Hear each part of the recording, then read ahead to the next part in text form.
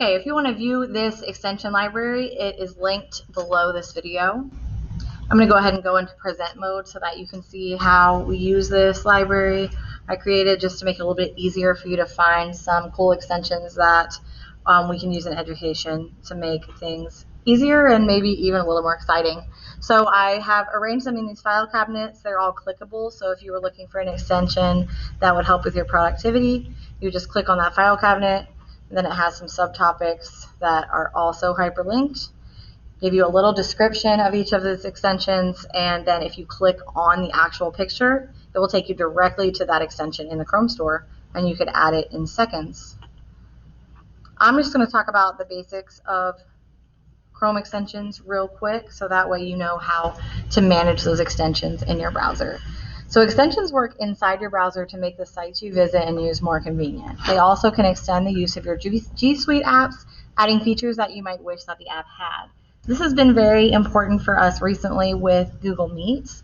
Google Meets has a grid view extension that the school has downloaded onto our computers that allows you to see all of the students inside of your Meet at one time, whereas before you would have to scroll from screen to screen and only see a few students at a time. So that's a great extension until Google decides that they want to update that part of Google Meets.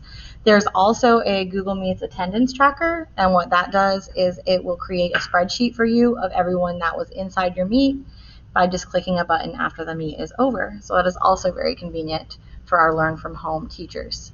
Anytime you want to add an extension, you just have to go to the Chrome Web Store.